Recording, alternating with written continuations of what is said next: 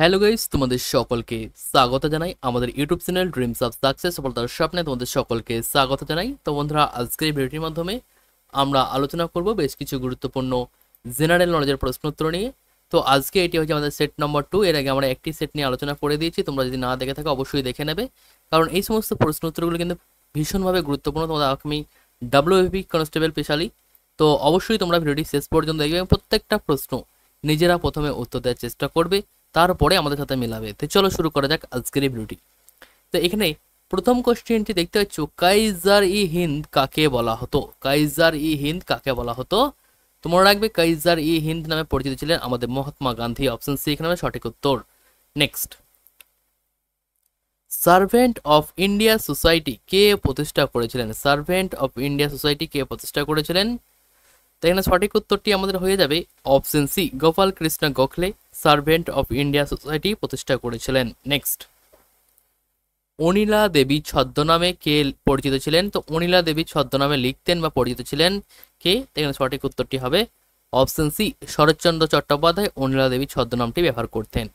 Next, 1946 সালে cabinet মিশনের প্রধান পদাধিকারী কে ছিলেন? তো 1946 সালে ক্যাবিনেট মিশনের প্রধান পদাধিকারী কে ছিলেন?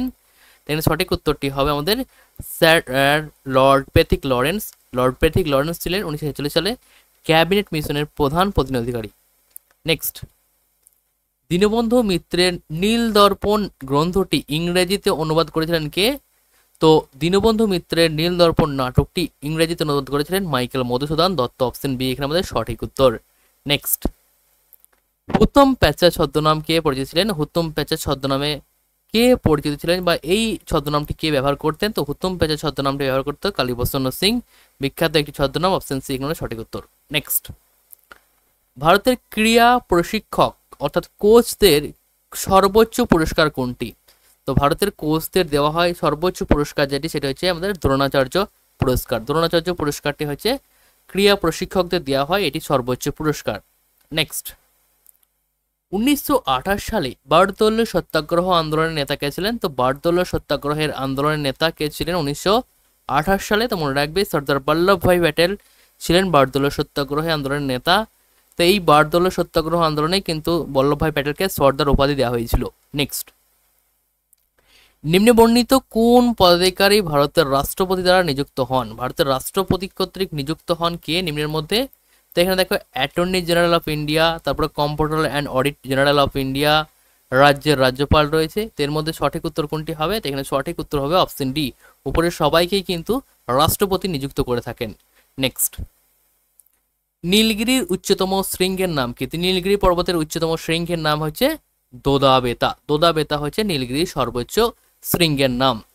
নেক্সট প্রশ্নটি দেখে নেব। নেক্সট প্রশ্নে যাওয়ার আগে তোমাদেরকে জানিয়ে রাখি, তোমরা যারা কলকাতা পুলিশ কনস্টেবল এবং পশ্চিমবঙ্গ পুলিশ কনস্টেবলের জন্য প্রিপারেশন করছো, তারা এই সমস্ত পিডিএফগুলো নিয়ে তোমাদের প্রিপারেশনকে আরও বুস্ট করতে পারো। দেখো, 1 নম্বর পিডিএফ তোমাদের কলকাতা পুলিশ কনস্টেবলের জন্য একটি প্র্যাকটিস সেট রয়েছে প্রিলিমস পরীক্ষার জন্য, যার প্রাইস রয়েছে মাত্র 50 টাকা। মাত্র 50 টাকার বিনিময়ে তুমি একটি প্র্যাকটিস সেট পেয়ে যাচ্ছ, যেখানে 32টি মডেল সেট তুমি এখানে পাচ্ছ। তো খুবই স্বল্প মূল্যে তুমি এটা বাই করে তোমাদের যে প্রিপারেশন সেটা কিন্তু আরও বুস্ট করো অবশ্যই, কারণ এত কম দামে কোথাও তুমি পাবে না। একটা বই কিনতে গেলে মোটামুটি 400 থেকে 500 টাকা পড়ে যাবে। তো সে তার থেকে অনেক বেটার হবে তুমি এই প্র্যাকটিস সেটটা কিনে এখানে কিন্তু প্র্যাকটিস করো। বলে রাখি, প্রত্যেকটা পিডিএফ কিন্তু আমরা নতুন সিলেবাস ভিত্তিক তৈরি করেছি, একদম বাছাই করা করে প্রশ্ন উত্তর রয়েছে। তো অবশ্যই তুমি বাই করে প্র্যাকটিস করো। তারপরে দেখো, পশ্চিমবঙ্গ পুলিশ কনস্টেবল তোমাদের পরীক্ষা আর হাতে গোনা মাত্র কটা দিন সময় রয়েছে। তো এই 3টি মাস তোমাদের সময় রয়েছে, তো সেই 3টি মাসটাকে কাজে লাগাও। তো তোমাদের জন্য একটি প্র্যাকটিস সেট আমরা তৈরি করেছি, যার প্রাইস রয়েছে মাত্র 80 টাকা। তোমার যদি প্রিপারেশন মোটামুটি ভালো হয়ে থাকে, অবশ্যই তুমি এটা প্র্যাকটিস করে দেখো তোমার কত স্কোর আসছে। তো এখানে কিন্তু সম্পূর্ণ নতুন সিলেবাস ভিত্তিক এই প্র্যাকটিস সেট তৈরি করা রয়েছে। তো এবং প্রিভিয়াস ইয়ারের যে এরকম ধরনের কোশ্চেন এসেছে সেরকম ধরনের কিন্তু অ্যানালাইজ করে এই পিডিএফটি তৈরি করা রয়েছে। তো ডেসক্রিপশন বক্সে লিঙ্ক দেওয়া হচ্ছে, মাত্র 80 টাকার বিনিময়ে তুমি এটা বাই করতে পারবে, সেখান থেকে বাই করে নিতে পারবে। অথবা এই যে নম্বরটি দেখছো 9144697664, এই নম্বরে হোয়াটসঅ্যাপ করে দেবে, এখান থেকে তুমি পিডিএফটি খুব সহজেই বাই করতে পারবে। তারপরে দেখো, ডাব্লিউবিএন কেপি স্ক্যানার, এখানে রয়েছে বিগত বছরের প্রশ্ন উত্তরের সমাহার। ডাব্লিউবি বোর্ড এবং কেবি বোর্ড যে সমস্ত পরীক্ষা নিয়েছে সমস্ত পরীক্ষার প্রশ্ন উত্তর এখানে রয়েছে। তারপরে লুসেন্টের অবজেক্টিভ জেনারেল নলেজ যে বইটি রয়েছে বাজারে, তার বাংলা ভাষার পিডিএফ আমরা তৈরি করেছি। বলে রাখি, শুধু সায়েন্সের পার্টটি বাদ দিয়ে বাকি সমস্ত পার্ট তোমার 150 টাকার বিনিময়ে কিন্তু পেয়ে যাবে। তারপরে কারেন্ট অ্যাফেয়ার্স 2025 কারেন্ট অ্যাফেয়ার্স 2025-এর মধ্যে রয়েছে। 2024 থেকে 2025 পর্যন্ত, বর্তমান পর্যন্ত সমস্ত কারেন্ট অ্যাফেয়ার্স কিন্তু রয়েছে, একদম বাছাই করা কারেন্ট অ্যাফেয়ার্স রয়েছে অনলাইনের হিসাবে। তো ভীষণ কাজে লাগবে তোমাদের পরীক্ষায়। মাত্র 50 টাকার বিনিময়ে এটাও তোমরা কিন্তু বাই করতে পারো। এবং যদি কেউ মনে করো আমার সমস্ত পিডিএফ দরকার, তার জন্য প্রাইসটা রয়েছে মাত্র 300 টাকা। মাত্র 300 টাকার বিনিময়ে সে সমস্ত পিডিএফ পেয়ে যাবে। এবং যদি সে পিডিএফ বাই করো, প্রত্যেকটা পিডিএফের সাথে কিছু না কিছু পিডিএফ তোমরা ফ্রি পাবে, অর্থাৎ একটার দামে দুটো পিডিএফ তোমরা পেয়ে যাচ্ছ। খুবই স্বল্প মূল্য, এত স্বল্প মূল্যে কোথাও পাবে না আশা করি। তো চলো, যারা নিতে ইচ্ছুক অবশ্যই নিয়ে নেবে। হোয়াটসঅ্যাপে লিঙ্ক ডেসক্রিপশনে দেওয়া রয়েছে, সেখান থেকে তোমরা কন্ট্যাক্ট করে নিও। তো চলো পরবর্তী প্রশ্নটি আমরা এবার দেখে নিই। পরবর্তী প্রশ্ন কি বলছে দেখো, বাংলা উপন্যাসে কালবেলা রচয়িতাকে। কালবেলা এটি কার রচনা? তো কালবেলা এটা রচনা করেছেন আমাদের সমরেশ মজুমদার। সমরেশ মজুমদার রচনা করেছেন। নেক্সট, নিম্নলিখিত কোন সম্রাট বাংলার আকবর নামে পরিচিত? বাংলার আকবর কাকে বলা হয়? তো বাংলার আকবর বলা হয়, মনে রাখবে, হুসেন শাহকে। হুসেন শাহকে বাংলার আকবর বলা হয়। নেক্সট, কম্পিউটার প্রোগ্রামে কি কি থাকে? কম্পিউটারের প্রোগ্রামে কি কি থাকে? তো কম্পিউটার প্রোগ্রামে থাকে নির্দেশ সম্বলিত তথ্য এবং নিম্ন স্তরের ভাষা থাকে। আমাদের অপশন সি এখানে সঠিক উত্তর হবে। নেক্সট, নেক্সট কি বলছে দেখো, HIDCO এর পূর্ণরূপ কি? HIDCO এর পূর্ণরূপ কি? তো মনে রাখবে, হাউজিং ইনফ্রাস্ট্রাকচার ডেভেলপমেন্ট কর্পোরেশন হয়েছে HIDCO এর পূর্ণরূপ। নেক্সট, আমফান নামটি কোন দেশ দিয়েছে? তো আমফান ঝড়ের নামকরণটি করেছে থাইল্যান্ড। অপশন সি এখানে সঠিক উত্তর। নেক্সট প্রশ্নটি দেখে নেবো। নেক্সট কি বলছে দেখো, উইংস অফ ফায়ার কার আত্মজীবনীমূলক গ্রন্থ? উইংস অফ ফায়ার কার আত্মজীবনীমূলক গ্রন্থ? তোমরা রাখবে APJ আব্দুল কালামের রচনা এটি। অপশন ডি এখানে সঠিক উত্তর। নেক্সট, জলভরা মেঘ কালো হয় কেন? তো জলভরা মেঘের কালো হওয়ার কারণ হচ্ছে এরা সমস্ত আলো ছড়িয়ে দিয়ে থাকে। অপশন এ এখানে আমাদের সঠিক উত্তর হবে। নেক্সট, 1857 সালে মহাবিদ্রোহের সময় কানপুরে কে বিদ্রোহের নেতৃত্ব দিয়েছিল? তো 1857 সালে মহাবিদ্রোহের সময় কানপুরের নেতৃত্ব দিয়েছিল আমাদের নানা সাহেব। নানা সাহেব কানপুরের নেতৃত্ব দিয়েছিল। নেক্সট, রামকৃষ্ণ পরমাংশ কোন স্থানের সঙ্গে যুক্ত ছিল? তো রামকৃষ্ণ পরমাংশ যুক্ত ছিলেন, দেখো, রামকৃষ্ণ পরমাংশ যুক্ত ছিল আমাদের দক্ষিণেশ্বরের সাথে। অপশন ডি এখানে সঠিক উত্তর। দক্ষিণেশ্বরের সাথে যুক্ত রামকৃষ্ণ পরমাংশ, দক্ষিণেশ্বর। নেক্সট, নিচের কোন ব্যাটসম্যান টেস্ট ক্রিকেটে প্রথম 10,000 রান গ্রহণ করেছিল? তো 10,000 রান গ্রহণকারী প্রথম ব্যাটসম্যান হয়েছে সুনীল গাভাস্কর। অপশন সি এখানে সঠিক উত্তর। নেক্সট প্রশ্নটি দেখে নেবো। নেক্সট কি বলছে দেখো, ভারতের জাতীয় কংগ্রেসের নিচের কোন অধিবেশনে আর্মস অ্যাক্ট এবং ভার্নাকুলার স্প্র্যাক্স অ্যাক্টের বিরোধিতা প্রস্তাব গৃহীত হয়েছিল? আর্মস অ্যাক্ট বা ভার্নাকুলার স্প্রেস অ্যাক্ট, এই দুটোই কিন্তু গৃহীত হয়েছিল কোন অধিবেশনে জাতীয় কংগ্রেসের? তোমরা রাখবে 1885 সালে জাতীয় কংগ্রেসের প্রথম অধিবেশনেই কিন্তু এটা হয়েছিল। চলো নেক্সট প্রশ্নটি দেখে নেবো। নেক্সট কি বলছে দেখো, নিচের কোনটি রাওলাট আইনের একটি ধারার অন্তর্ভুক্ত ছিল না যা ব্রিটিশ সরকার ভারতের রাজনৈতিক আন্দোলন দমন করতে চালু করেছিল? এইখানে কিছু তথ্য দেওয়া রয়েছে, তার মধ্যে কোনটি রাওলাট অ্যাক্টের সাথে যুক্ত নয় সেটা এখানে তোমাকে চিহ্নিত করতে বলেছে। তো দেখো, বিচার ছাড়াই গ্রেপ্তার, এটা তো ছিলই, এটাই তো মূল ছিল আমাদের রাওলাট অ্যাক্টের ছিল, ধারণা ছিল। তারপরে সংবাদপত্রের ওপর সেন্সরশিপ, এটাও ছিল। তারপর দেখো, ওয়ারেন্ট ছাড়া রাজনৈতিক নেতাদের গ্রেপ্তার, এটা তো হচ্ছিলই, এই কারণেই কিন্তু এটার বিরোধিতা করা হয়েছিল আরও বেশি বেশি। তো এখানে আমাদের অপশন সি এর সঠিক উত্তরে মত প্রকাশের স্বাধীনতার ওপর বিধিনিষেধ, এটা কিন্তু ছিল না, বাকি সমস্ত কিন্তু কি ছিল। ঠিক আছে, চলো নেক্সট, 1908 সালের আলিপুর বোমা মামলাটি কোন ভারতীয় বিপ্লবীর সঙ্গে জড়িত ছিল? আলিপুর বোমা মামলা একটা বিখ্যাত ঘটনা, তাই আলিপুর বোমা মামলার সাথে যুক্ত ছিল দেখো অরবিন্দ ঘোষ। অপশন সি এখানে আমাদের সঠিক উত্তর। 1908 সালে অরবিন্দ ঘোষ আলিপুর বোমা মামলার সাথে যুক্ত ছিলেন। নেক্সট, কাজী সিং ও ভীমা নাইকের নেতৃত্বে ভিল বিদ্রোহ কবে শুরু হয়েছিল? ভীমা নায়কের এবং কাজী সিং এর নেতৃত্বে ভিল বিদ্রোহের সূচনা হয়েছিল কত সালে? তোমরা রাখবে 1818 সালে ভিল বিদ্রোহের সূচনা হয়। নেক্সট, 24° অক্ষাংশ ভারতের কোন রাজ্যের রাজধানী সবচেয়ে কাছ দিয়ে অতিক্রম করেছে?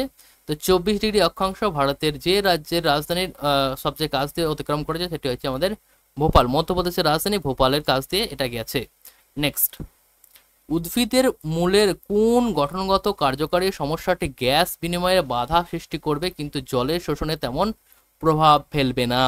তো এখানে আমাদের সঠিক উত্তরটি হবে দেখো অপশন ডি, ভ্যাকুয়াল বিহীন পরিবর্তিত এপিপ্লেমা কোষ। এটি কোনো আমাদের জলের শোষণ তেমন প্রভাব ফেলবে না, বাট এটা কিন্তু আমাদের উদ্ভিদের যে গ্যাস বিনিময় ব্যথা সেটা কিন্তু সৃষ্টি করবে। নেক্সট, নিচের কোনটি একটি রাসায়নিক পরিবর্তনের উদাহরণ? রাসায়নিক পরিবর্তনের উদাহরণ কোনটি? তো দেখো রাসায়নিক পরিবর্তন উদাহরণ যদি লক্ষ্য করো এখানে দেখতেই পাচ্ছ কাঠ পোড়ানো, এটি হচ্ছে এটা মাত্র রাসায়নিক যে পরিবর্তন সেটার উদাহরণ, বাকিগুলো কিন্তু নয়। দেখো চলো নেক্সট 28 নম্বর প্রশ্ন কি বলছে দেখো, ডায়লগ বক্স বা মেনুতে কিবোর্ড ব্যবহার করে অপশনগুলির মধ্যে নেভিগেট করার সময় ট্যাব কি এর কিসের প্রধান কাজ করে? তো আমরা দেখি কিবোর্ডে একটি ট্যাব বলে কি থাকে, সেই কিটা কি কাজ করে যখন ডায়লগ বক্স বা মেনুতে কিবোর্ড ব্যবহার করে অপশনগুলির মধ্যে নেভিগেট করা হওয়ার সময় হয়, মানে করা হয়, নেভিগেট যখন করা হয় সেই সময় ট্যাব কি কাজ করে? তো এই ট্যাব কাজ করা হচ্ছে পরবর্তী উপলব্ধ বা অপশন বা কন্ট্রোলের ফোকাস সরানো হয় এই ট্যাবের মাধ্যমে। ক্লিক করে দেখবে, যদি তোমার বাড়িতে বা কোথাও কম্পিউটার চালাও সেক্ষেত্রে তুমি দেখবে, এটা কিন্তু তুমি লক্ষ্য করতে পারবে। তো অবশ্যই কম্পিউটার থেকে আমাদের প্রশ্ন আসবে এবং ভালো লেভেলই কোশ্চেন আসবে এবার আশা করা যাচ্ছে, কারণ এনটিপিসির এখানে কিন্তু প্রশ্ন আমাদের কম্পিউটার থেকে প্রচুর প্রচুর আসছে। তো চলো পরবর্তী প্রশ্নটি দেখে নাও।